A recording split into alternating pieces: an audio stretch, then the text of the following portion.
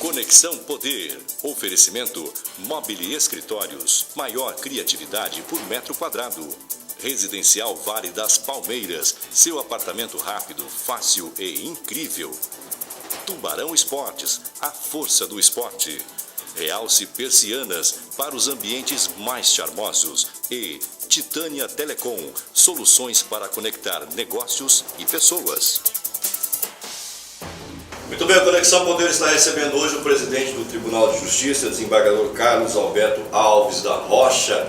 Claro, a pauta de hoje, polêmicas envolvendo o judiciário, dinheiro, processos, enfim, todas as polêmicas que envolvem este poder que a meu ver, o principal poder do estado de Mato Grosso e de qualquer estado do país. Participa dessa entrevista comigo, meu amigo jornalista Abdallah Zarur, o Turco. Obrigado, desembargador, pela sua presença aqui no Conexão. Primeira vez que o senhor vem aqui, parabéns, aliás, pela sua eleição como presidente do TJ, o senhor assumiu em janeiro. Eu gostaria de começar com o senhor fazendo uma análise do que o senhor encontrou no Tribunal de Justiça. Qual foi a situação encontrada pelo senhor e o que o senhor pretende fazer para equacionar determinados problemas que a gente sabe que existem? Bom, obrigado por estar aqui com vocês. A oportunidade de trazer algumas notícias do Poder Judiciário.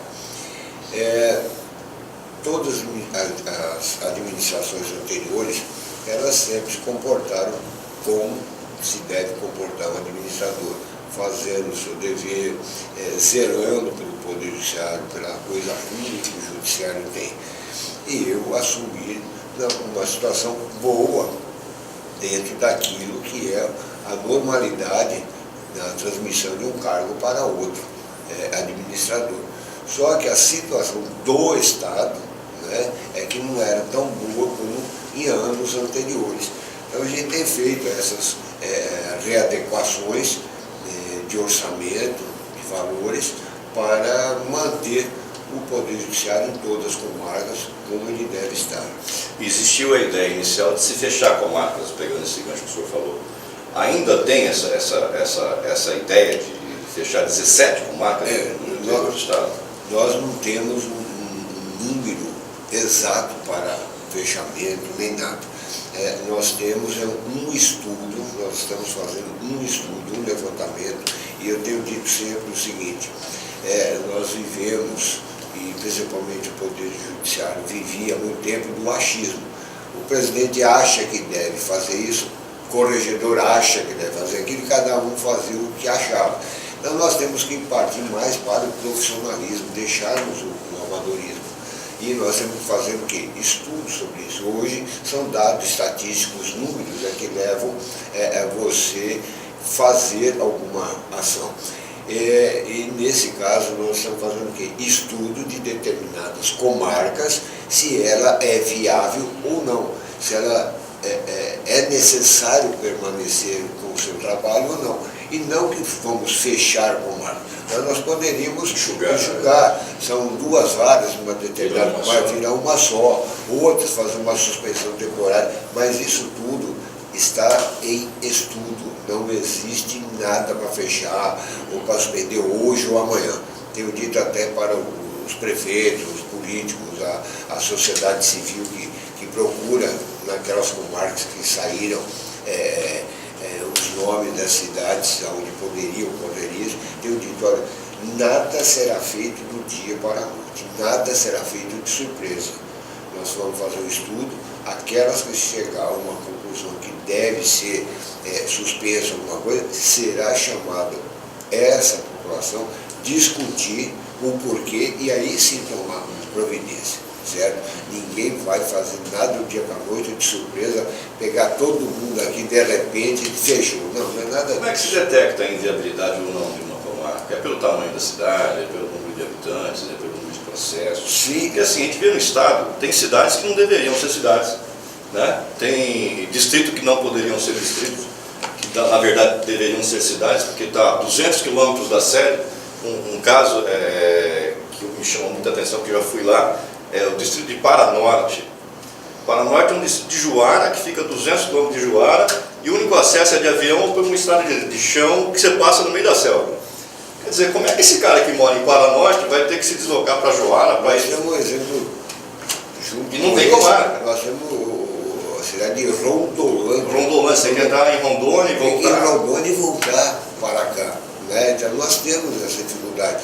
Só que você estava falando, mas tem cidade, tem comarca que não merecia ser. Rondolândia ela não comporta ainda uma comarca. Mas você Mas veja. devia ser pela dificuldade de acesso, como é Paranorte, por exemplo. Então nós temos feito o estudo que você perguntou, nós temos feito todo o estudo, ou seja, é a quantidade de habitantes, é a arrecadação daquele município, se naquele município ali a gente tem outras cidades em volta, porque a comarca não é, a comarca não é só aquela cidade, Não. são outras que estão em volta. Nós temos aqui um dos exemplos que eu tenho dado, nós temos comarca, nós estamos fazendo um estudo que o juiz mora numa comarca vizinha, o promotor mora na comarca vizinha, o defensor mora na comarca vizinha. O delegado, Todos os advogados moram na comarca vizinha. Entendeu? Ela é comarca. Então eu preciso ter essa comarca. É necessário. Então é esse estudo que nós estamos fazendo. Aí é completamente o contrário do que eu citei, né? Paranorte deveria ter uma comarca, deveria virar município, porque como é que o prefeito de Joara vai cuidar de Paranorte 200 quilômetros lá? Vai lá fazer asfalto, vai lá, Nós temos feito esse estudo, certo? Por isso que eu estou dizendo, é mais profissionalismo. Com tudo isso, ela tem que continuar com marca? Tem por isso. É uma questão histórica, uma questão que as pessoas são mais idosas, o deslocamento não tem. Então, tudo isso nós estamos vendo. É muito grande. Mas isso também deve ser por conta do odécimo, Sim, do TJ, que está mais baixo. Sim. Como que lidar com toda essa situação? Qual que seria o duodécimo ideal para... Não tem dúvida que nós gostaríamos de ter, são 140 municípios, teria em 140 comarcas, brincado, certo? Isso custaria dinheiro, mas seria o ideal, mas nós sabemos que isso é impossível. Hoje, para a gente ter a condição de manter o Poder Judiciário de uma forma melhor, certo? Porque hoje a gente está com um cobertor curto, você faz aqui, tira dali e tal, seria o orçamento nosso hoje, sem ter aquelas aplicações, investimentos estrondosos, não. Só da correção do que era, o próprio governo do Estado tem feito agora, nos últimos 15 anos, né, de 2005 a 2019, tem passado um vídeo e tal. Se você fizer isso, hoje o nosso orçamento seria de 1,3 bilhão. Seria esse valor. A correção só da inflação. Só essa. E aí, mas precisa de tudo isso? Nós temos que colocar juízes, servidores para trabalhar. E nós não temos orçamento para isso. Aí quem sofre é a população, é o processo que não anda. Hoje, um dos investimentos, e isso aí é conhecimento de todos, os investimentos mais caros hoje está na área de tecnologia. E nós estamos implantando o que chama PJE, Processo Judicial Eletrônico. Há programas ali que isso custa 14 milhões, 20 milhões. Programa desse, você pegar um sistema desse para implantar. Né? O PJE está sendo gratuito porque o CNJ encampou e está aprimorando Esses ele. programas o senhor tem que comprar de empresas de fora, Sim, do Estado. e Aquilo que eu falo, MTI, CEPROMAT, não serve para nada, né? Tem não sei para quê. Ainda que você tenha, nós estamos tentando fazer no Poder Judiciário, é um núcleo de TI que a gente chama os nerds, ou seja, vamos pegar esses servidores nossos que têm aquela capacidade de criar, e nós estamos montando lá, que é para eles trabalharem lá. Tem esse perfil, tem servidor com esse perfil? Tem, porque nós temos, mesmo que não seja o servidor do Poder Judiciário, nós temos terceirizados, certo, que trabalham com TI. Então sempre tem aquele que a gente brinca, né, com respeito, né, denegrindo nem nada. Tem sempre aquele psicopata. Aqueles nerdzinhos que sabem aí, até para conversar, porque cara deu um chip na cabeça. Tão adiantado, né? Então nós estamos tentando criar esse núcleo e ali sairia mais barato essa criação. Mas você vai ter que ter investimento. Investimento hoje, a gente faz aí licitações, 5 milhões, 15 milhões, 20 milhões, que é na área de TI, que é o que a gente gostaria o quê? De colocar em prática. Consegue colocar porque falta grana, e a grana que tem é muito para manter o custeio, na verdade, né? Que é o funcionamento do judiciário. Mas, presidente, como é que o senhor vai fazer, como é que o senhor poderia fazer para reduzir essa fatura no final do mês? Como todo brasileiro, como toda família, quer dizer, o cara ganha 5 mil, ele tem que gastar 4, ele não pode gastar 6. No poder público é o contrário, o cara tem um orçamento de 10, ele gasta 18. Como é que o senhor vai estar fazendo ou vai fazer para enxugar mais? Nós temos feito um dos projetos nossos da sustentabilidade que nós temos.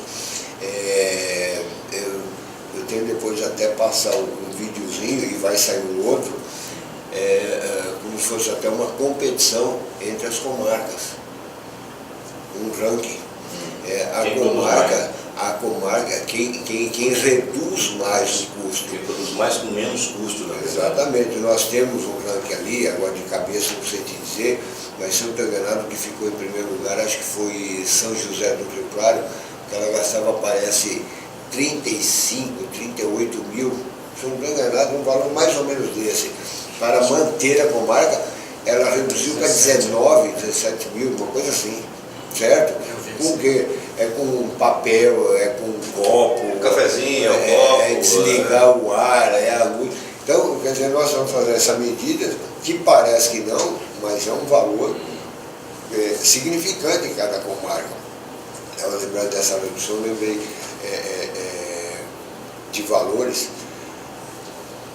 Nós, para termos a internet em todas as comarcas do estado hoje, nós gastamos 980 mil, 1 milhão por mês. Só para manter o sinal de internet. Só manter o sinal de internet.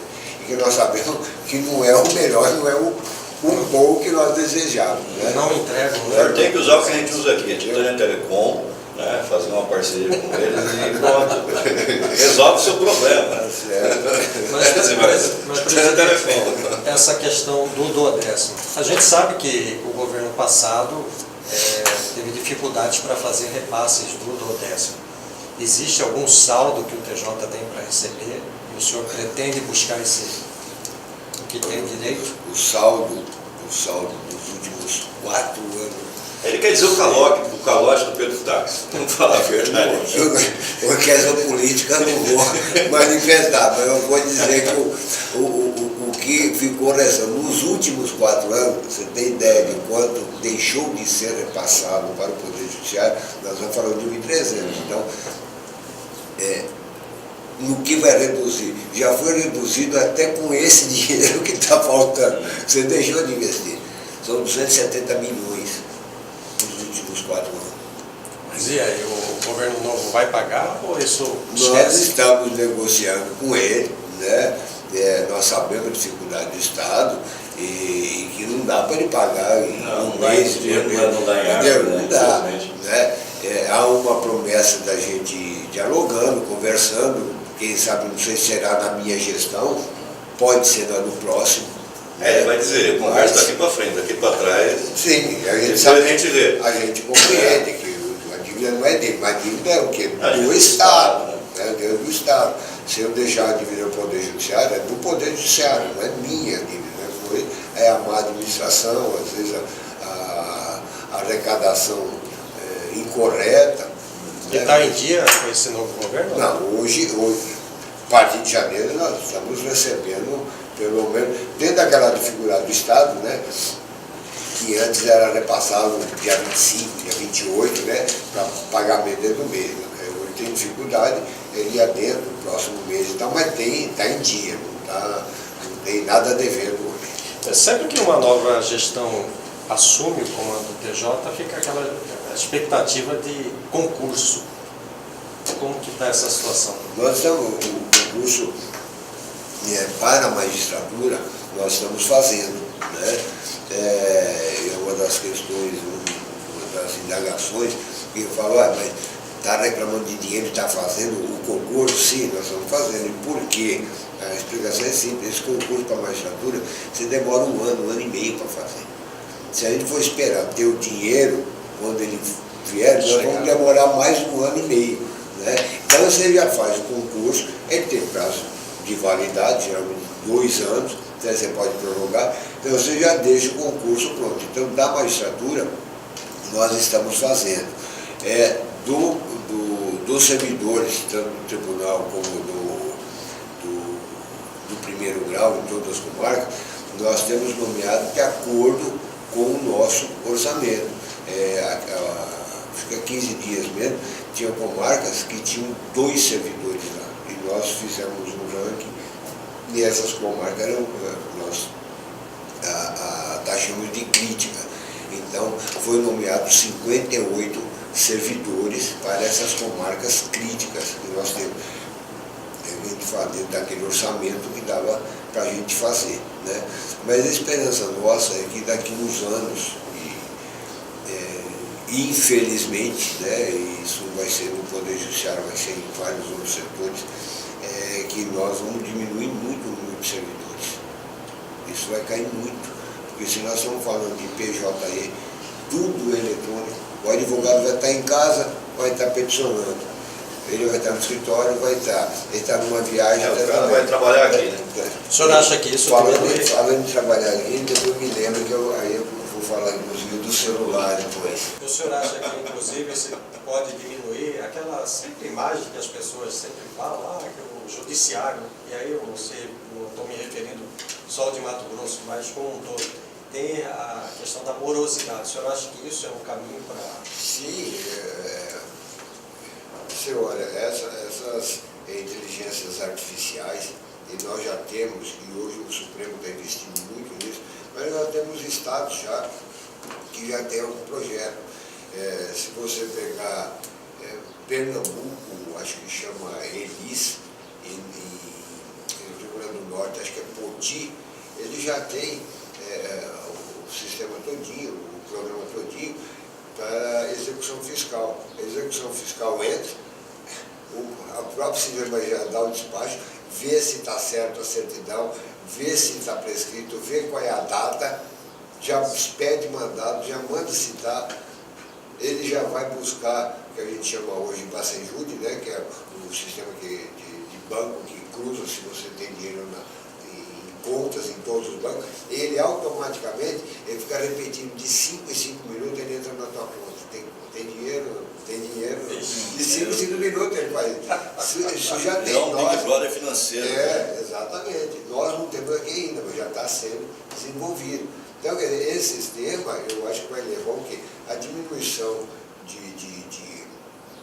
servidores do Poder Judiciário, né? Vai cair, inclusive, o valor que aí vai ser necessário, porque vai cair em tempo, porque você vai precisar desse dinheiro para aplicar na tecnologia. Rapaz, amanhã sai manchete assim, ó, o presidente do TJ prevê redução de servidores na justiça. Não. Estão com a sua cara. E aí vai explicar. Se você pegar uma reportagem, infelizmente eu não estou aqui agora com ela, eu ia te mostrar. Tem uma reportagem feita por um escritório de São Paulo. Não estou falando do filho do número, é de lá. É o coração do Brasil. Que em 2030, 2040 não vai ter mais advogado nem juiz. Tá lá. Que não vai ter mais. Tem um estudo, não sou eu que vai acabar. Se vai acabar o advogado, será que vai existir servidor? É o fim do mundo. Mas é o que eu estou dizendo. Como é que faz? Mas tem esse estudo. Olha, vamos fazer um intervalinho para Edmota cortar lá em Nova Mutum. Daqui a pouco a gente volta então para o presidente do Tribunal de Justiça, desembargador Carlos Alberto. Eu quero deixar a pergunta no ar para o senhor. Se o senhor acredita também, assim como eu, que existe em Mato Grosso a indústria do dano moral. E quanto isso acarreta em despesa também para o judiciário? Até já.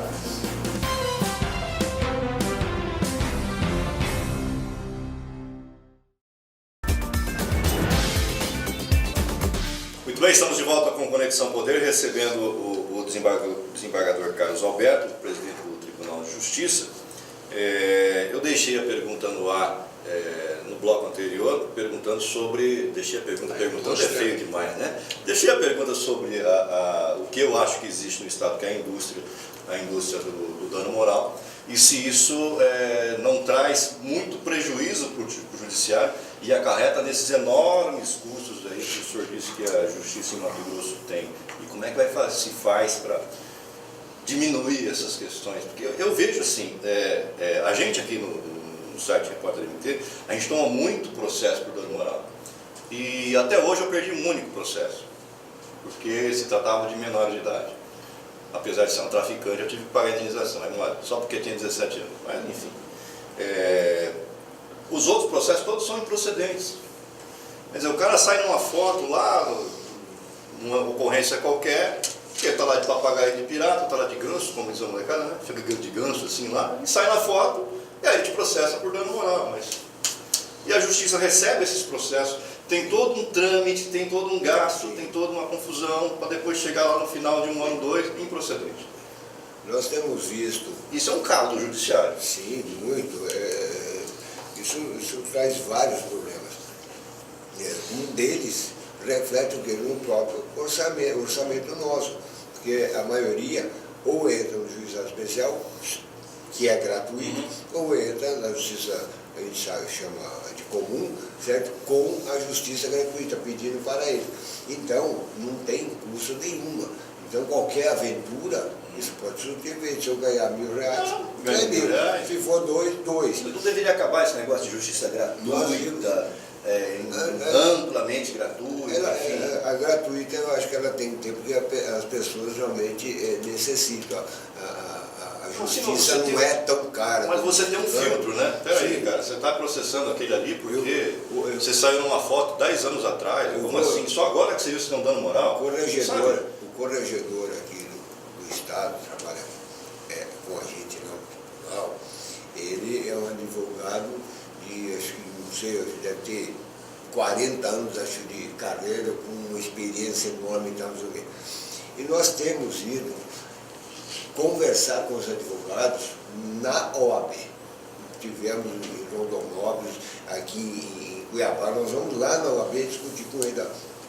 E ele sempre fala para o advogado, e com toda a autoridade dele, que hoje é um corregedor, mas é oriundo da OAB, que esteve lá dentro, foi membro do Tribunal de Ética, ele fala para os advogados, o primeiro juiz da causa quem é?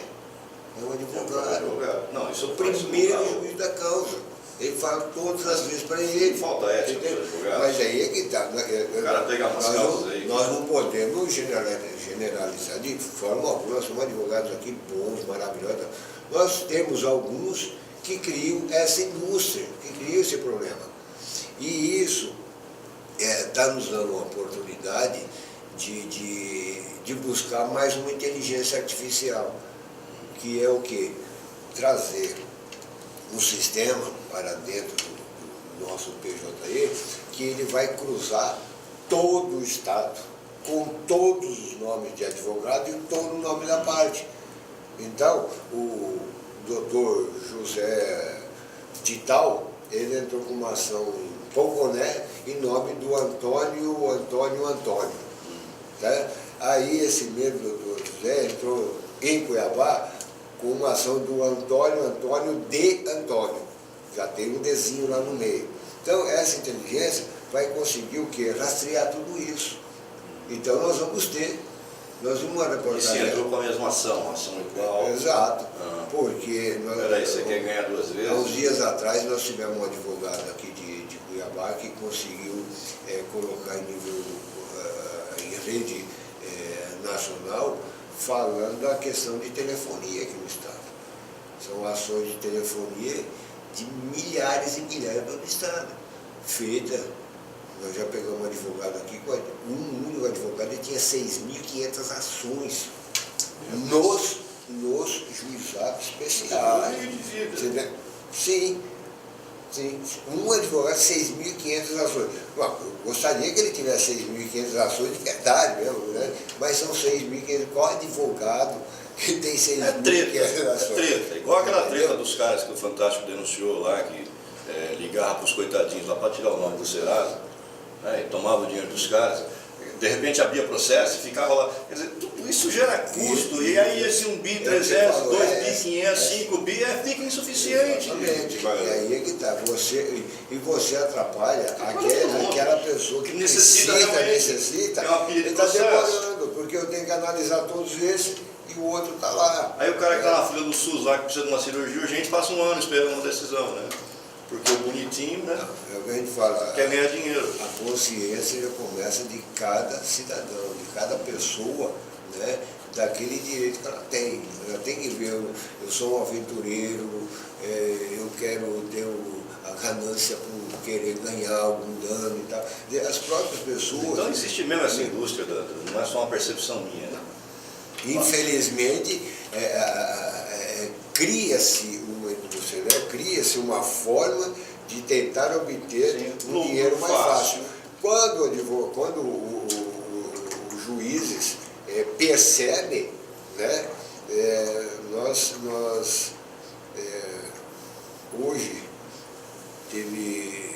era até falar que era impróprio fazer uma coisa simples. Na hora da primeira audiência, já é feita uma pergunta àquela pessoa. Tem acordo?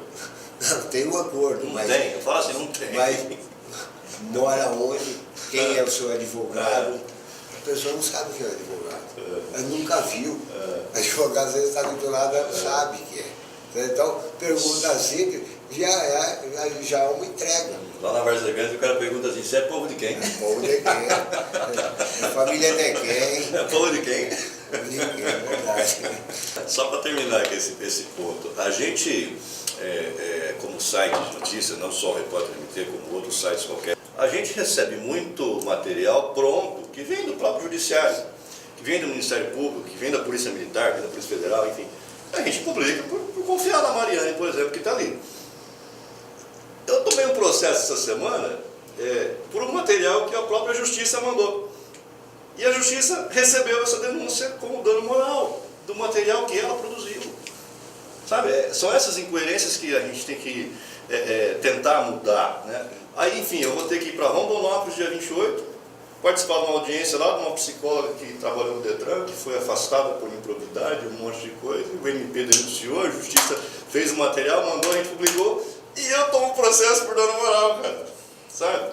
E a Justiça acata esse processo e leva adiante, quer dizer, vai ter audiência, vai ter todo... Eu vou ter um gasto, vou ter que ir a Rondonópolis, passar o dia inteiro lá, deixar de trabalhar, por uma coisa que eu sei que vai ser julgada improcedente. Porque eu sou meio, eu não produzi essa notícia, quem produziu foi o próprio Judiciário, ou o próprio Ministério Público, ou a própria polícia, enfim. E aí fica esse dispêndio todo da Justiça e cai naquela ciranda que a gente falou. Pode ter 1 bilhão, 2 bilhões, 3 bilhões, nunca vai ser suficiente. Porque vai ter sempre o espertalhão que é o dinheiro. Nós temos uma marca aqui, que ele estava falando de estudo, nós temos uma marca aqui no estado que 98% das causas são gratuitas. Tudo com justiça gratuita. Não deveria 98%. Então, o judiciário mantém aquela comarca. Não deveria ser. O dinheiro que você pega, por exemplo, nem ela tem um tostão para... Essa de Rondonópolis que eu citei, uma psicóloga credenciada. Quer dizer, ela não precisa da justiça gratuita em tese. Nós tomamos um processo aqui, por exemplo, que foi julgado improcedente, de juízes que entraram na justiça gratuita. Sabe? Foi julgado improcedente também, foram investigados pelo CNJ, não sei se você lembra disso. São 3 juízes investigados pelo CNJ, não só a minha manchete, mas a manchete da Gazeta, a manchete dos outros sites todos, enfim, juízes são investigados, total. Os caras nos processaram por dano moral. Quer dizer, processo do CNJ, o CNJ é quem está investigando os caras, não somos nós. Aí, como foi julgado depois que ganharam a causa, 3 anos depois abriram um processo contra a imprensa toda por dano moral. Peraí. Aí vai na justiça gratuita, o próprio magistrado, sabe? Deveria ter, eu acho que deveria ter custo. Né? Você quer abrir um processo? Você quer 30 mil? 3 mil de depósito, que é o 10%. O juizado especial, se entrar no juizado especial, pode ser pobre, pode ser milionário, lá não paga custo. Deveria ter esse filtro, né? O juizado especial deveria ser para quem realmente precisa. Exato, mas como ele trata sobre um valor de até 40 salários mínimos, né, é o máximo que você poderia, você pode pleitear ali, então ele generalizou, olha, não paga a custa, é muito mais rápido, então você quer cobrar 500 mil, 1 milhão, aí você vai... O senhor concorda comigo que está errado? Não, eu acho que as coisas... não deveria só... ser como é a Defensoria Pública. Para eu ir lá pegar um defensor, eu tenho que dar um testado de pobreza, eu tenho que assinar um monte de coisa, cumprir certos requisitos, não posso ir lá pegar o advogado público. Nós temos um magistrado no Estado que é a justiça gratuita que ele concede, ele leva em consideração exatamente a mesma regra da Defensoria Pública. Perfeito. Acho que é 3 salários, se eu não estou enganado. Perfeito. Quanto o senhor ganha? Me traz o leite aqui. É isso aqui, você ganha isso, você tem, você não tem, você não tem. Entendeu? Ele tem feito isso.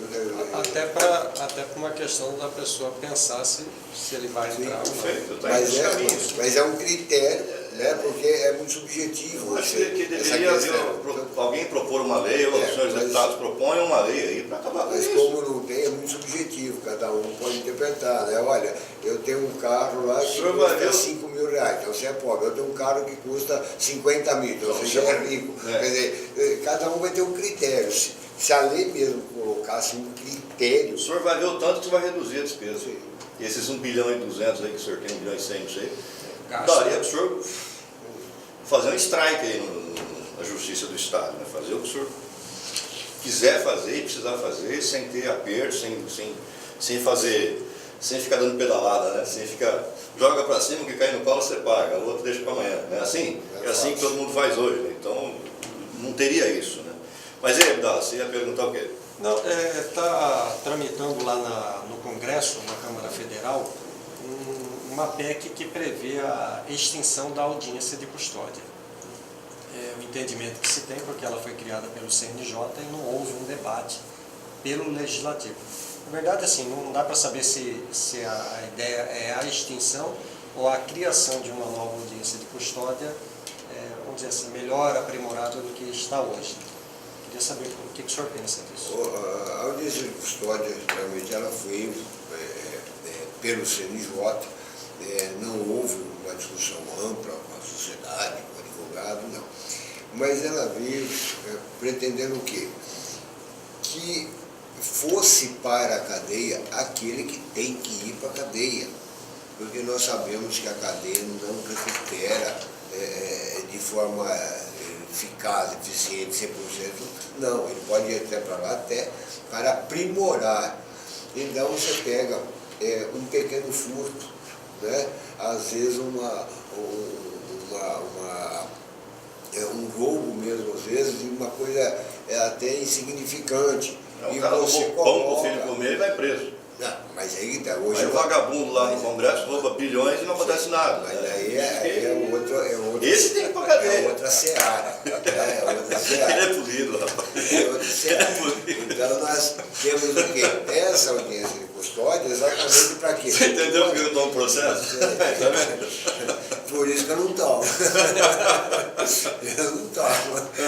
Então, é feita essa audiência de custódia para ver a necessidade dessa pessoa ir lá para o encarceramento, ficar lá preso, vai ajudar em alguma coisa? Não, então você solta, né? A questão de uma fiança, né? A gente reclama, vai pagar a fiança aqui e vai embora. Se você pegar o que todo mundo gosta de pegar, que é a justiça americana, você vai lá, o cara paga. Foi um absurdo de crime, que aí pagou $1 milhão.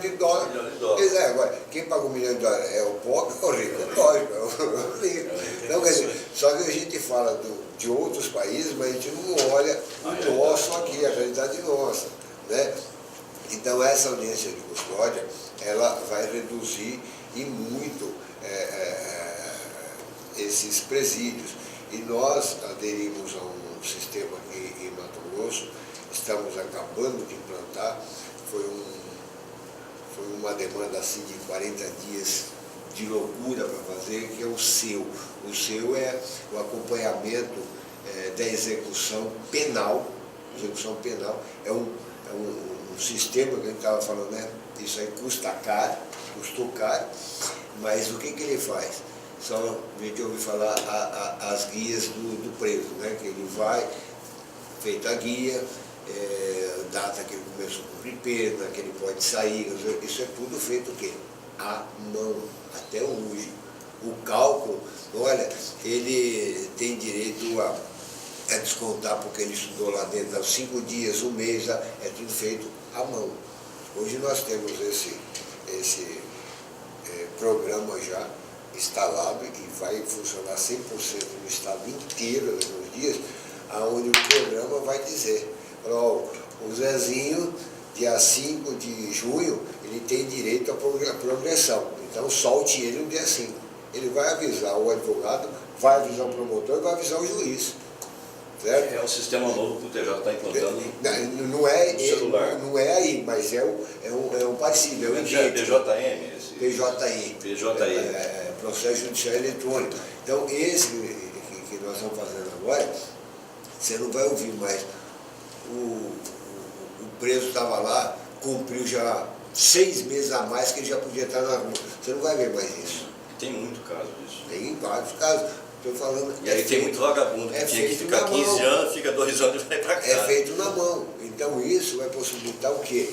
Quando ele tiver direito à progressão, vai avisar, ele vai soltar. Quando ele tiver direito a alguma coisa, vai avisar, vai soltar. Nós não vamos precisar mais fazer continha e ir errando até. Porque o advogado tem que fazer conta, o promotor, o juiz, todo mundo. E às vezes a conta não vai até aqui, não. O programa vai dar tudo isso. Né? Então, essas questões de audiência de custódia ou programas que nós podemos implementar, visam o quê? Você desafogar a cadeia, porque a cadeia, infelizmente, não vai recuperar. Não, recupera vários, recuperamos vários. O sistema nosso atual produz mais bandido. Mas se você evitar de levar lá para dentro, é muito melhor. Né? Muito melhor se escutar. Um dado muito interessante e revoltante. A gente estava falando de quem tem que ir para a cadeia, que para mim são aqueles vagabundos lá que roubam o dinheiro público. Nós temos aqui o presídio do Carumbé, hoje é CCC, é isso? Centro de Custódia da Capital. Centro de Custódia da Capital. Onde ficam presos os colarinhos brancos, né? O CCC. Onde ficam os vagabundos. Fica atrás do Carumbé. Atrás do Carumbé, e tem centro de ressocialização que fica o preso ladrão de galinha. Isso. Esse preso ladrão de galinha custa... Você dá risada. Mas é verdade.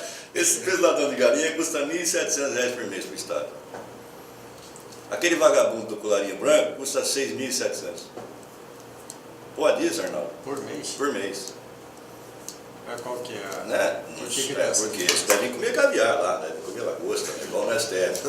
Deve ser isso. Né? Não sei eles não comem a mesma quentinha com o Zé Royal que roubou a galinha, come.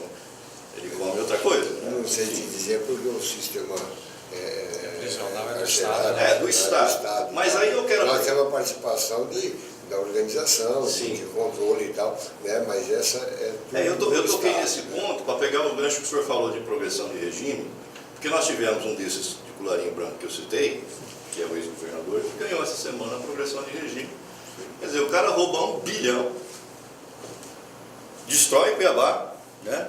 Arrebenta com o Estado, tira 1 bilhão dos cofres, devolve 70, fica com 930 em tese, fica com 1 ano e 7 meses na cadeia, mais 1 ano e pouquinho na prisão domiciliar, no apartamento de luxo lá no Três Américas. 42 meses no total. Né? E agora ganhou progressão de regime, ele pode sair de casa, só voltar às 10 da noite para dormir, inclusive nos finais de semana.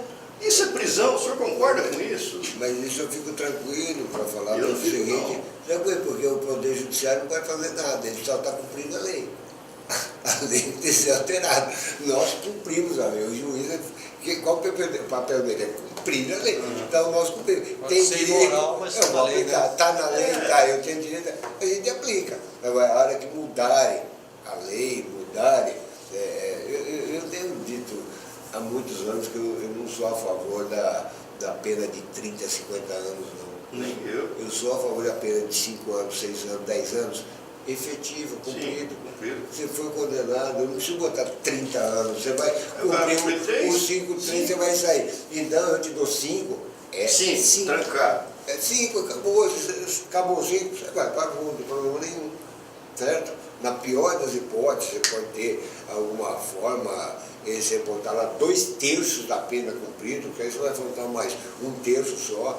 Não adianta, o que adianta botar 100 anos? Eu acho assim, parece que o pacote do Moro está acabando com a progressão de pena para crimes hediondos, parece. E corrupção tem que ser crime hediondo, né? Deveria ser, sabe? Enfim, ou não sei também que virou isso aí. Mas assim, não dá para entender um cara como esse sair da cadeia assim, ficar com todo o dinheiro que roubou de mim, de você, do senhor. O poder judiciário só cumpre a lei. Ele não faz a lei, então. Ficar, como dizia o Jô Soares, numa nice, né? Jô Soares. Vai entender, né? Enfim. Presidente, fala-se muito na reforma da Previdência, né? Que até agora ela não conseguiu decolar. E fala-se que a reforma da Previdência ela resolve muitas coisas, não todas, mas principalmente a questão de orçamento. O que o senhor pensa? O senhor acha que é interessante que ela seja aprovada ou tem alguma alteração? Vou dizer não como dirigente, presidente do tribunal, mas como qualquer cidadão. Eu acho que a Previdência ela tem que ter uma reforma realmente. Eu acho que não é questão de direito, né? Eu pode falar questão de lógica. Se nós vivemos 50 anos, passou 60, passou 70, 80, né? Hoje nós vamos chegar a 90 fácil aí, vivendo.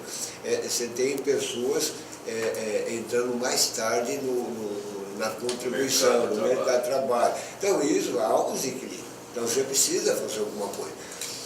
Se a ideia que está sendo colocada é a melhor, ou se tem outras, eu não sei, eu não tenho entrado num debate desse, analisado. Na sua época, na minha época, a gente, moleque com 15, 16 anos, estava no mercado ralando já há algum tempo. Eu, com 15 anos, trabalhava fácil, não tinha problema. A minha carteira, a primeira assinatura dela, eu tinha 17 anos.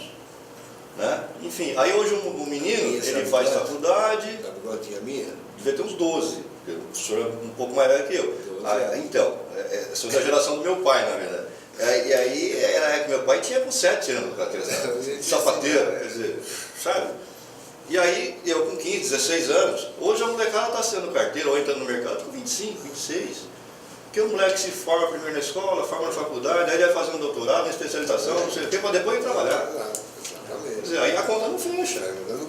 Então, quer dizer, a reforma eu acho que ela é necessária, não pode deixar de ser feita. Agora, o meio como vai ser feita, eu tenho visto, são os debates políticos, sindicais, né, a própria associação nossa intercedendo, mostrando, olha, isso não pode ser assim. Então, quer dizer, eu estou aguardando para ver o que vai acontecer com essa reforma e aí o reflexo que ela vai ter no Estado. Está sendo feito nacional, depois vai vir para o Estado. Aí no Estado é que nós vamos debater ela. Presidente, vamos polemizar um pouquinho aqui? A nomeação do ex-deputado Guilherme Maluf para o Tribunal de Contas gerou desgaste para a Assembleia, gerou desgaste para o Judiciário, até para o Tribunal de Contas também, até porque constitucionalmente não cumpriria os requisitos. E o senhor canetou lá autorizando a nomeação, a efetivação dele.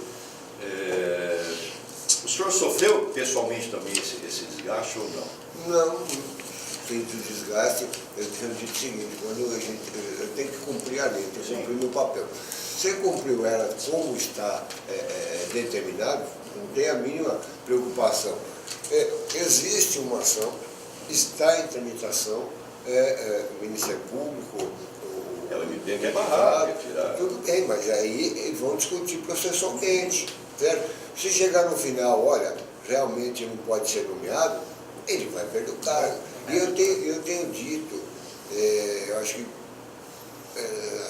no momento, às vezes, dos ânimos mais acirrados, ou de enfrentamento político, as pessoas raciocinam de uma outra forma. Você pensa, quem pode ser o maior prejudicado nesse caso aí? Quem pode ser o maior prejudicado? A população. Não, pode ser o próprio indicado. Ele não renunciou a um cargo que ele tinha por 4 anos. Ah, mas acreditando na impunidade, né? Não é acreditar na impunidade. Ele está acreditando que ele vai continuar como membro do TCE. Tá? Então ele renunciou lá, ele não volta mais. E se perde o cargo também no TCE? Vai trabalhar.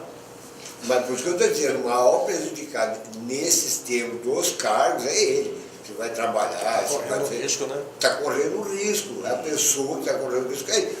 Eu não estou correndo risco nenhum, eu dei a decisão até, a minha decisão vale até que essa ação seja julgada. É aquela coisa e quem vai julgar não sou eu não, quem vai julgar é o magistrado lá e com possibilidade de recurso para o tribunal. É aquela situação entendeu? de um poder não interferir no outro. Exato. É essa. Se a Assembleia indicou, é a prerrogativa dela. Prerrogativa dela. Você passou pelo Executivo. Quer dizer, o Judiciário, infelizmente, hoje em dia, não é esse caso. Nós temos, todo momento você ouve o quê? A judicialização da política, a judicialização não sei do quê. Vem tudo para o Poder Judiciário. Ao passo que quem tinha que resolver É a própria Assembleia. eram eles, entendeu? E aí quem paga? É o Poder Judiciário. Vocês deram posse. Vocês fizeram. Mas peraí, vocês não resolvem lá, agora eu que sou o patinho feio. É isso que faz o Judiciário custar tão caro. É uma coisa que tem que ser resolvida lá, acaba explodindo no seu colo. Exato. Mas aí a pergunta que eu vou... pouco compreensivo às vezes, porque numa decisão, vamos dizer, no caso aí era político, né? Se você não dá, você é aplaudido por um lado que não gosta daquele político. Se você dá, você é aplaudido por um outro lado que gosta daquele político. Então, quer dizer, é uma questão política. O judiciário ele não é político. Ele é político no seu orçamento, algumas coisas, mas ele não é político para julgar. Eu não julgo politicamente. Essa vaga que o Maluf entrou é aquela vaga deixada pelo Humberto Mosaico, é isso? Sim. Que foi. Bom. É. Anterior a isso, aí eu quero dar uma polemizada, o Judiciário interferiu. Quer continuar polemizando. É lógico. Quer dar um... O Juário, o Judiciário interferiu barrando a nomeação da Janete Riva, em 2014, alegando justamente isso, não preenche os requisitos. Né? Não que é corrupta, que é coisa parecida. Não preenche os requisitos, não tem notório saber, lá. Coisas que o próprio Maluf admitiu também que não tem. Aí não existe um peso e duas medidas diferentes? Mas eu acho que no caso ali, só interrompendo o presidente, eu acho que até no caso ali, uma coisa que foi até provocada pelo ex-governador Pedro Táxi, onde ele mesmo já assumiria essa situação, porque ele já não nomearia. Até numa entrevista ele falou sobre o caso. Ele ainda era candidato, né, governador. Não, ele era o governador. O próprio Executivo, o próprio governador nessa questão da Assembleia, certo? A pecha toda caiu mais sobre o Poder Judiciário. Como o governador não assinou também. Então, mas é o Judiciário sempre que tem a caneta, então ele barra ou ele dá, então sobra para o Judiciário. Que barrou a Janete. Não acabou não interferindo na nomeação da Assembleia? Eu não lembro direito como é que foi. Eu lembro que teve a situação, mas eu não lembro como é que foi na época, os motivos, o que era. Eu não lembro. A alegação não tem notório saber, não tem curso superior, não tem não sei o quê, blá. Enfim. Está correto, não tem. Como o Maluf não tem. Na sabatina ele não admitiu. Não, eu não sei. Eu não sou advogado, eu não sei isso aí, eu não sei. Peraí. Então não tem notório saber, já derrubou o requisito. Né? E a alegação para não nomear a Janete foi exatamente essa. Ficou um negócio meio que desigual. Então, não interfere no poder, mas já interferiu. E o Judiciário, a gente vê que interfere muito no Poder Executivo, por exemplo, algumas coisas que o Poder quer fazer. O Judiciário barra esse contrato, barra aquilo ali. Não, mas aí é outra coisa. O senhor sabe do que eu estou falando? Às vezes é um contrato. O próprio Poder Judiciário, às vezes, as contratações nossas, tudo é tudo feito por meio de licitação.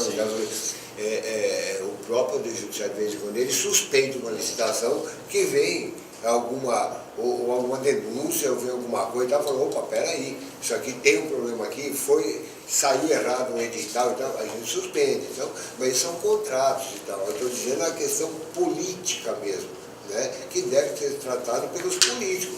E, infelizmente, deságua no Poder Judiciário E não deveria ter nenhuma influência sobre isso. Né? Porque o julgamento ali vai ser técnico, né? Não vai ser técnico, político. não vai ser político. Não tem bandeira política. Não tem. Né? E aí joga para o judiciário. Não tem, não deveria ter, clima, né? Enfim.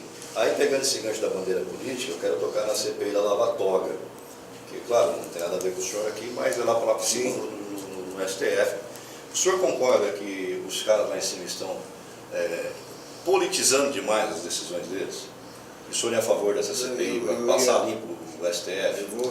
Os caras estão comendo lagosta lá. Eu já vou pegar no celular aqui. Eu acho que a maioria deve ter lido ou ouviu o voto de um ministro do STJ agora, Nefe Cordeiro, no julgamento do HC do ministro Temer. Né? Se você prestar atenção, o que ele fala no momento do julgamento foi bem divulgado. Ele falou: o judiciário não é justiceiro, o judiciário não é um órgão de procurar quem é o culpado ou não. Ele não é um órgão de apuração de crime. Ele é um poder que tem que julgar com aquilo que existe, aquilo que foi produzido.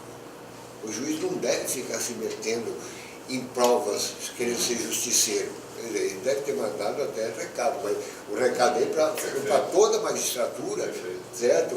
Que é uma forma que nós temos que julgar como é. Nós não temos que ter a questão política com a gente, até porque nós não fomos eleitos. E essa é uma questão que muitos debatem. Bom, o magistrado deveria ser eleito pela população. Você já imaginou? A confusão que ia dar? Você já imaginou eu sendo eleito lá pelo meu bairro e para julgar? Você imaginou? Eu passei no concurso. Eu passei no concurso, eu tive títulos, provas, né? E você veio com uma responsabilidade. Eu vou julgar, seja lá quem for. Né? Então, e muitas vezes o próprio Supremo, às vezes, ele é mal compreendido, às vezes. Né? Ele julga o que tinha lá. O que eu estava falando outro dia? Era uma questão de perguntaram a respeito do Supremo julgar que a Assembleia pode, um outro assunto polêmico, você que gosta de assunto polêmico, né? A Assembleia julgar, conceder a liberdade, eventualmente, ao político, certo? O Supremo disse, pode sim, por quê? Tem um dispositivo da Constituição. Isso é prerrogativa dela, cumpra-se e pronto. E ninguém, talvez, são 88, para agora 30 anos aí, né? Mais 30 anos de Constituição, ninguém olhou direitinho aquele artigo que estava lá. Mas os caras fizeram aquilo para eles mesmo, né? Mas é o que eu estou dizendo. E o Supremo julgou errado. Certo? Há interpretações que sim, porque podia interpretar, mas é questão o quê? De interpretação. Então, interpretou assim, se o Congresso quisesse, não haveria interpretação. Arranca aquele de lá, tira, acabou, você deixa claro. Falta raciocínio lógico, na verdade. Infelizmente, os caras deixam brechas para poder fazer isso. Infelizmente, hoje o judiciário é que tem pago por tudo isso. Infelizmente, porque está judicializando tudo. Aí você concede eliminar, você não consegue, você manda soltar, você não. Nós que estamos na crista aí. Né? Falando nisso, só para encerrar aqui, o senhor é a favor então da Lava Toga? O senhor é a favor da Lava Toga? Se ela tiver um objetivo específico, sim. Se ela tiver um objetivo específico. E pelo visto não é isso que estão querendo fazer. Certo? Não é isso. Exatamente. Mas já está desmoralizado. Depois de comprar uma lagosta com vinho francês.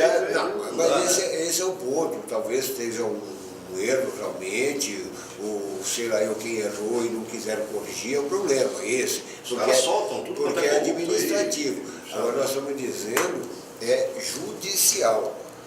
Judicial, eles julgam tanta coisa lá que você tem às vezes lado. Eu não gosto deles. Estão colocando em xeque as decisões técnicas. O que você acha? A discussão é porque a decisão não é técnica, ela está muito politizada. Suposição aqui não tem. Partidarizada. Não tem vírgula, não conheço processo nem nada. o Supremo ainda está mantendo Lula preso, né? Então uma parte da população aplaudindo. Amanhã o Supremo solta Lula. O que vai acontecer? Essa parte vai bater outra, você entendeu? Vai vaiar. Certo? Agora eles estão julgando como? Eles vão, quisemos soltar? Não, eles vão julgar o quê? Juridicamente, vão julgar dentro do que tem. Pode soltar, não pode soltar. Né? E, infelizmente, nós estamos com uma situação hoje, certo? Que é de justiçamento, ou seja, a população quer justiça. Você vai perguntar para alguém que tem um problema, vai falar, eu quero justiça. É a primeira coisa que está falando. Então essa justiça hoje está se tornando o quê? É um justiçamento, ou seja, você tem que fazer justiça. Mas peraí, não é assim que funciona. Eu não tenho que encarcerar você porque veio já falar. Ser justiceiro é outra. Exatamente. Então o Poder Judiciário hoje está sofrendo porque a população hoje quer ver isso. A população quer ver todo mundo preso, quer ver advém de anos, política e tal, tudo bem, mas não é assim que o judiciário vai se comportar. Um dia eu acho que a população vai compreender isso. Mas, presidente, olha só uma coisa que é curiosa, né? E a gente tem como, pelo menos, mensurar até um certo nível essa situação. Domingo passado o Vasco perdeu para o Santos. Ah, isso é normal. E o goleiro Sidão foi eleito o melhor. E gerou todo aquele constrangimento. Não, mas o que é engraçado, sabe o que é? É que assim, a Globo ela fez a votação e quem votou foram os internautas.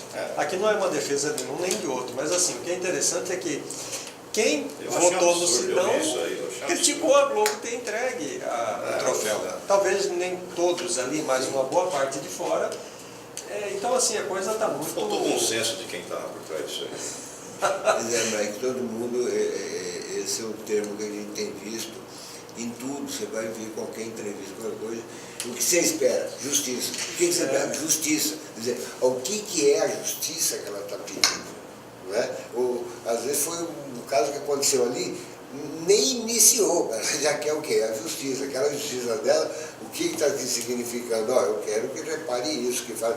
Mas isso ainda vai vir para o Poder Judiciário. Aquela justiça dela reflete no Poder Judiciário, infelizmente. Acabou? Acabou, Mariana? Mariana está brava, mas ela está mandando WhatsApp para o senhor aí, que ela falou, precisamos ir embora. Eu já vou olhar aqui, eu só estou vendo o celular tocar para ver que é ela. Foi ela mandando WhatsApp ali, ó. Pô, esses caras são muito chatos, esses caras estão te enchendo a paciência. É bem isso. Ó, falar em chato, enchendo a paciência, eu quero corrigir aqui. Eu falei, essa anta que falou no começo, que o senhor ia fechar 17 comarcas. E são 7, na verdade, né? É que eu não coloquei o óculos para ler. Eu tomei cegueta, embaralhou. Eu complementei, mas não tem. As letrinhas embaralharam e eu li 17, é 7, tá? Corrigido aqui. Tá bom, Abdala? Chega, nenhuma pergunta a mais? Tá, beleza. Desembargador, algo que não tenhamos tocado, o que o senhor queira falar, a questão do aplicativo do celular ficou claro? O senhor quer falar mais alguma coisa? Não, eu acho que o aplicativo do celular, nós temos que divulgar que é uma ferramenta hoje para advogado, para a parte do processo, ela vai poder acompanhar direto o seu processo, né? Nós estamos falando de acompanhamento de processo, mas tem várias outras possibilidades, certidões a serem expedidos, guia de pagamento, de recolhimento também, de custos pode ser feito também. Então o aplicativo ele tem uma funcionalidade muito boa para o advogado e para as partes, né? Estamos entrando definitivamente na área, na era das tecnologias, né? E vamos esperar que... O desembargador tem mídia social, Instagram? Não usa? Não uso. Não tenho. Não tenho exatamente para evitar qualquer coisa. O máximo que eu tenho é o WhatsApp, algum grupo de WhatsApp, falar, mas não tenho mídia social, nada. Não quero ter, porque não sabe usar também, mas se você quiser usar, você aprende. Eu já falei aqui, a rede social deu voz para um bando de idiota. Que difícil de aguentar certas coisas que a gente vê. E qualquer coisa que você posta lá, qualquer foto, isso é motivo amanhã para crítica, para tudo. Hoje está difícil. Então, está difícil. Você só com o celular já está difícil. As pessoas hoje, elas não criticam às vezes a ideia de quem fez um comentário, Ela critica a pessoa, né? Ela xinga a pessoa. É porque o senhor é desembargador, o senhor não pode ir pra praia. Se eu postar uma foto na praia, lá, tá gastando dinheiro público, né? Assim, caramba, peraí, eu sou ser humano, eu tenho que viajar, tenho que Mas passear. se você estiver lá na praia tomando uma caipirinha, aí então. Cachaceiro! Já complemento. Se tiver só de short, tá vendo? Não tem pudor, né? Cada coisa que vai colocar. Cada vez vai colocar. Desembargador, eu quero entregar para o senhor aqui o presente do nosso programa. Está soltando aqui o adesivo. O pessoal da Tubarão Esportes que oferece para a gente esse produto aqui, tem que colar direitinho aqui, viu, Adriano? Né? E aí, a gente quer entregar essa caneca para o senhor, que é a mesma caneca que o senhor usou aí para tomar essa pinga que a gente serve aí batizada. Então é boa, hein? É boa a pinga. Vai brincando. Vai brincando. Aí o homem solta a língua aqui e fala tudo, né? Vai brincando. Obrigado. Leva, bota lá no seu gabinete quando a gente for lá. Vamos tomar um cappuccino junto lá nessa. Esse a caneca certamente será útil e dentro daquelas campanhas de redução de gasto, de custo e sustentabilidade do meio ambiente, o tribunal tem feito campanha onde cada servidor tem a sua caneca ou tem a sua garrafinha, certo? Para economizar o que? O canudinho, o copo plástico. Né? Isso nós temos feito, inclusive. Canudinho e copo plástico polui, né? Então, não só evitando o gasto, mas como a sustentabilidade também a gente tem. Então, a caneca pode ter certeza será útil. Perfeito.